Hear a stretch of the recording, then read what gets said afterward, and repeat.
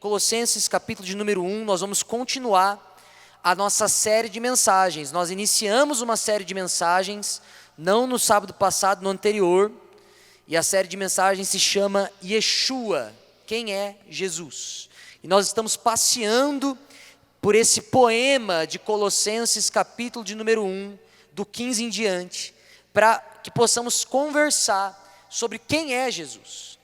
E essas pregações, elas são um pouquinho mais técnicas, porém elas carregam verdades profundas que nós precisamos conhecer. Afinal de contas, como é que nós podemos dizer que somos seguidores de Cristo se não o conhecemos, né? É um Cristo que nós criamos na nossa cabeça. Então que você possa focar aqui agora, desliga esse zap em nome de Jesus, tá? Se for abrir o seu celular, abre só para ver a Bíblia, olha para mim aqui, vamos junto nessa, Deus vai dar graça e o nome dele há de ser glorificado. No último episódio dessa série, sobre Yeshua, quem é Jesus, nós falamos sobre os primeiros versículos, aonde Paulo diz ali que Jesus, ele é a imagem do Deus invisível e o primogênito de toda a criação. Nós falamos sobre como o Cristo encarnado, ele nos revela a plenitude do Deus que é, fora disso, aquele que é o totalmente outro, ou seja, aquele Deus que, se não fosse pela encarnação em Cristo, seria alguém inalcançável, a não ser que ele escolhesse revelar-se a nós. É isso que a Bíblia nos mostra. Ninguém nunca viu a Deus a não ser Jesus Cristo. Então, Jesus Cristo, ele nos revela a plenitude de quem Deus é. Por isso ele é a imagem do Deus invisível. Mas nós também falamos sobre como Cristo, ele tem a superioridade, a supremacia sobre todas as coisas, porque a sua primogenitura aponta para isso, que ele é Senhor de todas as coisas, ele está acima de todas as coisas. É isso que aqueles primeiros versículos falavam de forma muito resumida. E hoje nós vamos conversar um pouquinho sobre os versos seguintes, que é o verso de número 16 e número 17. E Colossenses 1,16 diz o seguinte: pois nele foram criadas todas as coisas nos céus e na terra, as visíveis e as invisíveis, sejam tronos ou soberanias, poderes ou autoridades, todas as coisas foram criadas por ele e para ele. Ele é antes de todas as coisas e nele tudo subsiste. E esse é o título da mensagem de hoje: Jesus, o Criador. Você já parou para pensar nisso? Pensa um pouquinho naquilo que você acabou de ler agora. Todas as coisas foram criadas por ele e para ele. Todas as coisas nos céus. E quando a Bíblia fala de todas as coisas nos céus, dentro da cultura judaica nós temos os 3 céus, vamos dizer assim, né? Nós temos o primeiro céu, que é esse que fala dessa habitação da terra, essa situação que nós vivemos aqui. O segundo céu, que aponta para o cosmos como um todo, e o terceiro céu, que aponta para uma dimensão espiritual. Todas as coisas criadas nos céus, todas as coisas criadas na terra, todas as coisas visíveis, aquelas coisas que nós podemos olhar, materiais, coisas materiais, como as coisas invisíveis, até mesmo as emoções, os sentimentos, coisas que nós não conseguimos apalpar, mas que existem, coisas que são, coisas do mundo espiritual. Todas as coisas, como por exemplo os tronos ou as soberanias. A Bíblia nos ensina sobre isso, como ninguém é colocado em uma posição de autoridade sem que Deus não tenha dado o seu aval, vamos dizer assim, soberano a respeito daquilo. Todos os poderes ou autoridades, aqui do grego nós temos algo que aponta para potestades, algo que aponta para os sistemas do mundo, não só as potestades espirituais, mas os sistemas ideológicos do mundo, que nós vemos sendo muito, inclusive hoje em dia nós vemos muito isso, sendo empurrado goela abaixo, esses sistemas do secularismo. Tudo isso foi criado, apesar daquilo que é bom, daquilo que não é, foi criado por ele e para ele. Pensa nisso. na profundidade dessa verdade. Ele é antes de todas as coisas, e nele tudo subsiste. Eu lembro quando eu era criança, e eu tinha uma imagem na minha cabeça, quando eu ouvia sobre o Evangelho de Jesus Cristo crucificado e ressurreto, de que é como se Deus Pai tivesse enviado o seu Filho para pagar o pato, entendeu? Sofrer por alguma coisa que ele não cometeu e por alguma coisa que ele nem começou. E tipo assim, beleza, eu ficava, da mesma forma eu ficava estarrecido com o tamanho do amor de Deus e com o tamanho do amor de Jesus Cristo. Mas quando eu fui crescendo eu percebi que a coisa não era tão simples assim. Tipo assim, Deus Pai fez todas as coisas e Jesus foi lá pagar o pato porque o negócio deu chabu no meio do caminho. Eu fui percebendo que não era desse jeito, que a Bíblia tinha algo a mais para dizer sobre a pessoa de Jesus. E esse texto ele traz essa revelação que é profunda demais, mas que nós precisamos pensar sobre ela. Ele diz, pois nele foram criadas todas as coisas. Pois nele, o que isso significa? Que nele, em Jesus, foram criadas todas as coisas. Algumas vertentes teológicas dão algumas respostas para isso. Tem gente que diz que isso tudo foi criado na esfera de Cristo, na esfera da pessoa de Cristo. Outros dizem que Cristo, na verdade, foi um instrumento que Deus usou para criar todas as coisas. Mas será que não significa algo além disso? Quando nós mergulhamos no texto, naquilo que essa palavra significa, e em tudo aquilo que Paulo está dizendo em Colossenses, nós podemos ver que existe um elemento que ultrapassa isso. Não é simplesmente Jesus não era um mero instrumento nas mãos de Deus. As coisas não foram criadas só dentro da esfera de Jesus. E trazendo aqui um comentário de Scott McKnight, que é um teólogo, comentarista, ele diz: não é que o Pai criou na esfera de Cristo, mas que Cristo criou dentro do domínio do seu próprio poder. O termo em Cristo aqui evoca muito mais do que uma mera instrumentalidade. O que o texto está querendo ensinar para mim e para você é que realmente Jesus, a pessoa de Jesus, de alguma forma, que talvez a nossa mente não consiga conceber na sua totalidade, é o Criador. Jesus fez todas as coisas.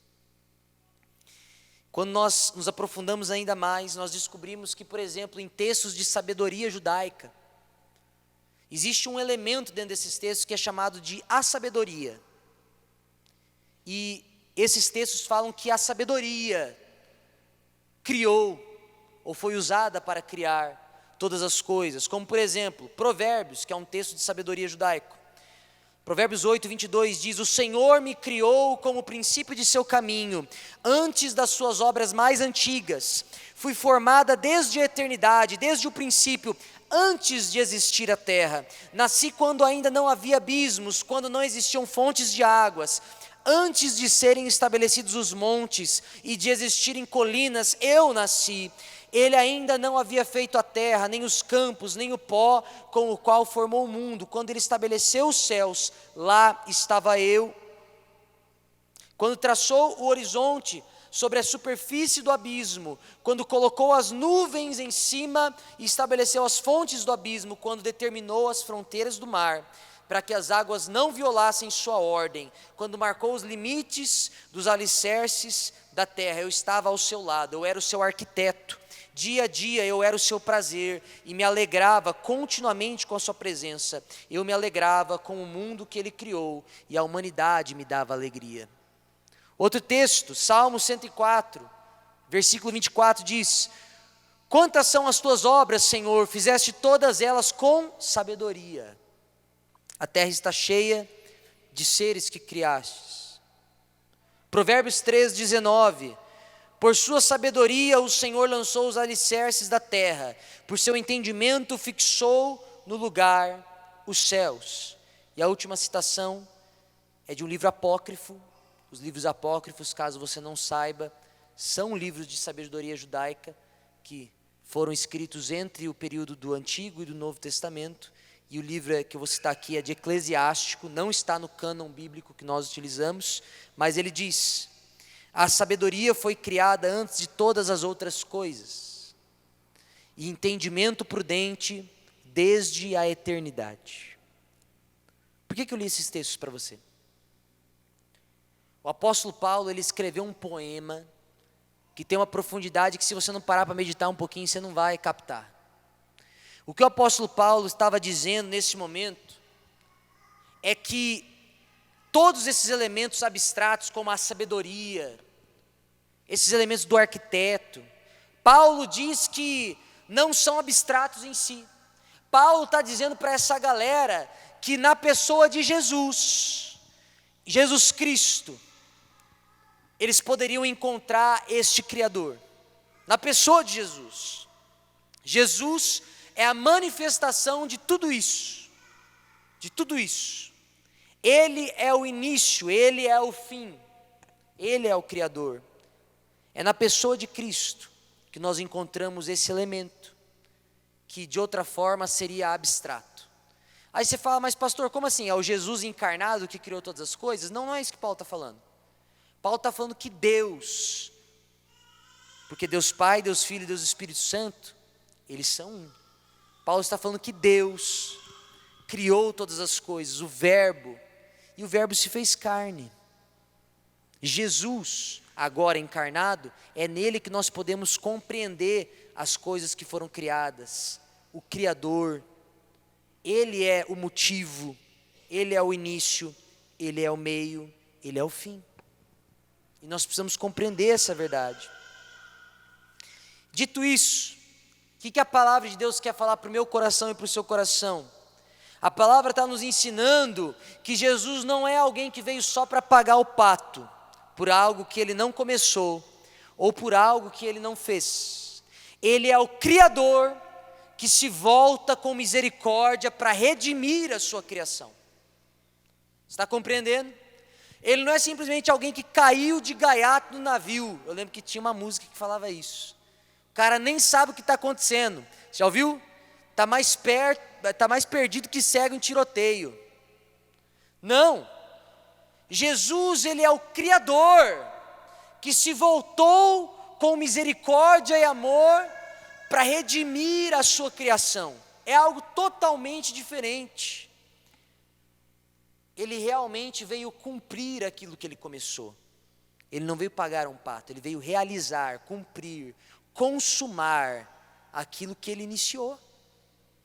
É isso que Jesus veio fazer, porque Ele é o Criador. E o que muda na prática então, saber que Jesus Cristo, Ele é o Criador? O fato de Cristo ser o Criador, primeira coisa, mostra que Ele é antes de todas as coisas, e que é superior a todas elas. Jesus é antes de todas as coisas e superior a todas elas. Uma vez que Ele é o Criador de todas as coisas, não existem ameaças, não existe nenhuma ameaça para o seu plano de soberania e de redenção. Porque Ele é o Criador, porque Ele é aquele que começou todas as coisas. Não há nada, nem ninguém que possa impedir o plano de Jesus de se concluir. Sim, dá um amém para isso. A Bíblia fala sobre isso. Tem muita gente que criou uma imagem, um imaginário na sua mente, de uma espécie de dualismo espiritual, como se Satanás e Jesus estivessem numa espécie de queda de braço, para ver quem que ganha a briga no final. E essa não é a imagem correta. Jesus é o Criador. Ele está muito acima, muito além de Satanás. Por ser o Criador, não há nada, nem ninguém, nem circunstância alguma que possa impedi-lo de concluir os seus planos, para a minha vida, para a sua vida, para a história da humanidade e para a manifestação plena e completa da sua glória. Nada pode impedir, nada. Porque Ele é o Criador, porque Ele é soberano, porque Ele está sentado no trono. Nada pode impedir. Mas não só isso, o fato de Cristo ser o Criador nos mostra que Ele é quem sustenta todas as coisas. e nada escapa da sua soberania. Ou seja, ele não perdeu o controle. O último versículo que nós lemos, o 17, fala que Jesus sustenta todas as coisas. Isso nos mostra, jovem, que Deus ele não é pego de surpresa por alguma ocasião da sua vida. Conhecer quem Jesus é, você precisa prestar atenção nisso. Conhecer quem Jesus é, precisa moldar como você, jovem, encara a sua vida. Primeiro, compreendendo a quem você segue, a quem você serve, e que isso gere amor, admiração, adoração, temor no seu coração, mas também para compreender que Jesus não é surpreendido pelas dificuldades ou pelos percalços aí da sua caminhada. Jesus não fala assim, eu não estava esperando essa que aconteceu na vida do Fred, fui pego de surpresa aqui. Isso não acontece. Ele está sentado no trono, Ele é soberano. Isso é tão profundo que Paulo, ele vê o trabalho criativo de Deus em 3 preposições que estão ali. As coisas foram criadas por meio dele, por ele e para ele. Isso mostra que Jesus é o início, o meio e o fim. É para ele é o centro. Ele é soberano, Ele tem o controle de todas as coisas.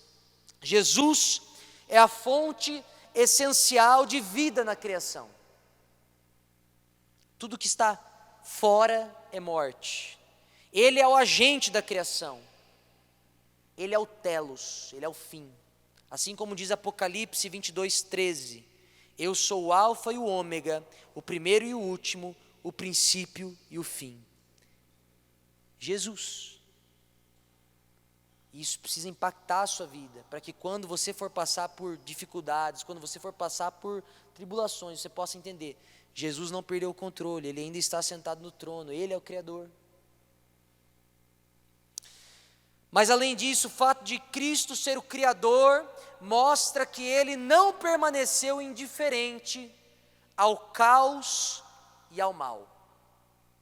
Jesus não deu uma de Pôncio Pilatos, lavou suas mãos, falou, eu criei os caras aí, mas deu ruim, deixa quieto. Não, Jesus não foi frustrado nos seus planos. Ele olha para a situação e Ele intervém pessoalmente. Jesus, Ele toma sobre si o peso, a dor, pessoalmente. Ele não é um Deus ausente, Ele não é um Deus indiferente, Ele é um Deus de amor. E a Bíblia nos ensina que a obra que Ele começou, Ele vai concluir, Ele vai cumprir. E a história do Evangelho aponta para isso. Nós falamos muito sobre a morte e a ressurreição de Cristo, mas a história do Evangelho aponta para algo que vai além disso, que é a consumação de todas as coisas. E tem a ver com Jesus. Da mesma forma que Jesus ele é o Criador de todas as coisas, Ele é o novo Criador de todas as coisas. Tem muita gente que acha que quando morrer, que o fim de todas as coisas é viver tipo no céu, nas nuvens, assim, pulando de nuvem em nuvem e tal. Essa é uma ideia platônica de céu. O que a Bíblia nos ensina? A Bíblia ensina que nós habitaremos em novos céus e nova terra. Esta criação que foi pervertida, corrompida pelo pecado, há de ser substituída, renovada. Isaías 65:17 diz, pois eis que eu crio, eu quem? O Senhor. Pois eis que eu crio novos céus e nova terra, e não haverá lembrança das coisas passadas, jamais haverá memória delas. Esse texto é lindo. E os versículos que seguem também. Fica a dica para você ler na sua casa depois. Então Jesus, Ele não ficou indiferente a isso, mas Ele interveio. E Ele há de cumprir a sua obra. Ele há de realizá-la em sua plenitude. Isso é tão legal, eu nem ia falar isso, mas eu vou falar. Deus nos criou com um propósito, certo? Tem muita gente que acha que o cristianismo é tipo assim, eu sou fã de Jesus, eu sou simpatizante de Cristo, assim, tá ligado? Aí eu creio em Jesus, Ele perdoa os meus pecados, e eu viro um esquentador de banco oficial, profissional. Até com aquela, sabe aquele negocinho azul assim, o verificado assim? Por quê? Porque já é tudo, né? Só que não. Quando você olha para a criação, Deus nos criou com o propósito de sermos sacerdócio real, de sermos mordomos, a sua imagem sobre a criação. Então Jesus não veio, entre aspas, apenas para morrer pelos seus pecados e para te perdoar. Jesus veio para fazer isso e para restaurar você nessa posição de agente da nova criação, de sacerdócio real.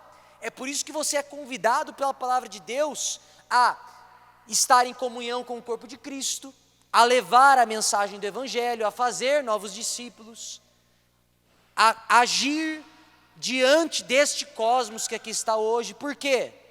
Porque você precisa viver o já, aquilo que você ainda vai viver. Agentes da nova criação, embaixadores de Cristo, é isso que nós somos chamados para ser. Mas, por fim, o fato de Cristo ser o Criador nos mostra que nós nunca compreenderemos o tamanho e a profundidade da sua graça. Nunca. Nunca mesmo. Nós nunca vamos compreender o tamanho, a profundidade da sua graça. O simples fato de Deus ter decidido criar a humanidade já mostra para nós um amor que a gente não consegue compreender. Existe na teologia uma palavra chamada pericorese. Essa palavra ela simboliza o relacionamento na eternidade que Deus Pai, Deus Filho e Deus Espírito Santo já tinham. É como se fosse uma dança de amor onde Deus Pai, Deus Filho e Deus Espírito Santo derramam amor uns sobre os outros, certo? Deus ele precisava da gente? Não. Deus ele estava com falta de alguma coisa? Não. O simples fato de Deus decidiu criar para estender este amor que já era pleno, completo e infinito para outro. O simples fato de Deus decidir criar já mostra o seu amor. Ele escolheu nos criar, mesmo sabendo na sua soberania, mesmo sabendo na sua onisciência, o preço que isso custaria. Só isso já é o suficiente para você pensar e tentar refletir um pouco sobre o amor de Deus pela sua vida. Ele não precisava de mim, Ele não precisava de você. Deus não é um Deus carente. Deus escolheu nos criar, apesar do preço que Ele já sabia que custaria. Isso me ensina uma lição. Quando eu estava fazendo esse sermão, eu fiquei pensativo sobre isso. Quantas vezes nós não decidimos coisas? Nós deixamos coisas para trás, nós paramos de fazer coisas. Nós não tomamos atitudes, nós não iniciamos relacionamentos, nós decidimos não crescer nas fases da nossa vida, por conta da dor e do sofrimento que nós sabemos que isso pode acarretar. Eu vou dar um exemplo para vocês. Enquanto eu estava fazendo esse sermão, eu pensei muito nesse exemplo. Vou dar o meu exemplo com a minha esposa. Eu e a Carol. Somos dois jovens, estamos muito bem no nosso casamento, graças a Deus. Ela é uma esposa maravilhosa. Viajamos, temos nosso tempo junto. Mas em algum momento ela virou para mim, eu virei para ela e nós falamos assim: que tal se nós tivermos um filho agora? Pode parecer besteira para você, mas você vai chegar lá, irmão, você vai entender. Essa decisão, ela não é simples assim. Se você for pensar de forma muito egoísta, é muito mais fácil você não ter filhos. Os papais novos que estão ali no fundo com os seus bebês sabem dizer para mim que tem a parte que é muito boa, mas tem as dificuldades, tem as partes difíceis, tem as lutas. E você acha mesmo que eu e a minha esposa Carol, a gente não sabe disso? A gente acha que vai ser tudo mil maravilhas, que o bebê ele vai se limpar sozinho da fralda de cocô, que quando eu falar: filho, ó, dá uma segurada aí, ele vai falar: sim, Senhor, papai amado, ficarei na minha agora, nesse instante. Entendeu? Você acha que eu não sei que pode ser que algum dia essa criança que está no ventre da minha esposa, apesar de todo o amor que eu derramar sobre a vida dela, ela não pode olhar para mim e falar: papai, eu te odeio, porque ficou bravo, porque eu disse não por alguma coisa. E você acha que isso não vai me machucar? Pode ser que essa criança que esteja nesse ventre, em algum momento, faça coisas que nos deixem muito tristes. Em todas as fases da vida. Mas apesar disso, nós decidimos tomar esse passo. Quantos jovens têm deixado de tomar passos na vida? Pode ser um relacionamento, pode ser a decisão de crescer na vida como homem, para assumir, quem sabe, um casamento, ou para assumir uma posição na sua empresa, ou para ter integridade diante de outras pessoas, por conta do preço que vai custar. Quantas pessoas vêm à igreja incessantemente, mas não criam relacionamentos, não se firmam, não se fixam. Por quê? Porque já foram machucadas outras vezes, porque sabe que isso dá trabalho, que tem gente chata aqui dentro, aí prefere ser aquela pessoa que vem no culto e vaza o mais rápido possível, para que ninguém veja que ela está ali, porque dá trabalho, porque pode gerar dor.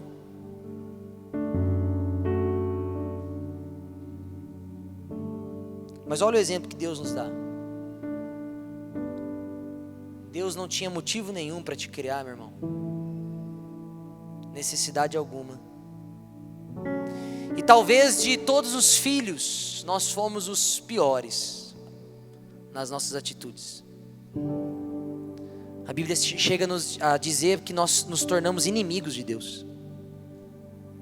E apesar do Senhor saber disso, Ele escolheu te criar. Ele escolheu pagar o preço para ter novamente um relacionamento com você, para que aquela ponte que você destruiu, com o sangue dele, ele pudesse reconstruir.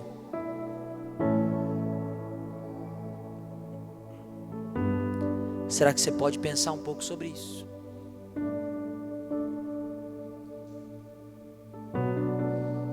Jesus não é apenas alguém que veio para pagar o pato. Jesus é alguém que decidiu criar, amar, morrer por amor, apesar de nós mesmos. Pois nele foram criadas todas as coisas, nos céus e na terra, as visíveis e as invisíveis, sejam tronos ou soberanias, poderes ou autoridades.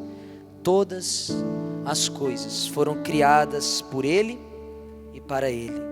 Ele é antes de todas as coisas, e nele, em Jesus, tudo subsiste. Eu queria convidar você a ter um momento de oração agora. Que você fechasse seus olhos. Se você quiser se colocar de joelhos, se coloque. Se você quiser permanecer sentado, em pé, como você preferir, mas feche seus olhos agora. Tenha um tempo de oração.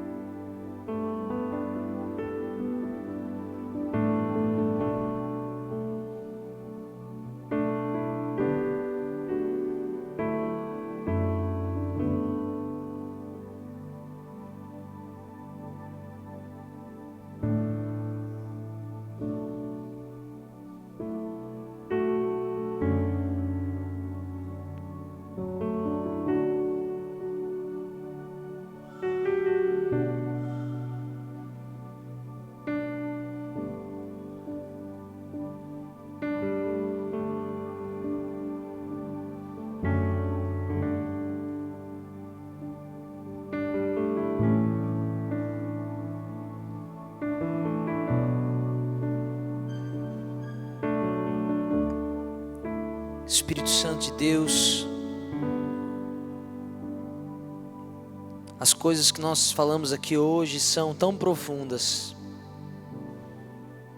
e talvez nós não tenhamos a capacidade de compreender tudo, mas eu peço que o Senhor revele quem Jesus é para o coração de cada jovem aqui hoje. Jesus é o Criador, um Deus de amor, um Deus que não é indiferente, mas que intervém para cumprir a sua perfeita vontade. Jesus é o Deus que ama, nos ama tanto que escolheu nos criar, apesar do preço, e escolheu nos amar até a morte de cruz, para que pudéssemos ter esse relacionamento. Que nessa noite, jovens que estão com o relacionamento quebrado com Jesus, possam ter esse relacionamento restaurado. Eu peço, Deus, na simplicidade e também na grandeza gloriosa do Evangelho, que esses corações sejam tocados nessa noite. Que o Senhor, com o teu poder, revele a beleza do teu amor e de quem o Senhor é. Nós queremos mais, Jesus, do Senhor. Perdoa-nos, Pai, por tantas vezes desprezar esse relacionamento, desprezar a tua pessoa, mas nos traz para perto nessa noite, Jesus. Restaura a nossa vida,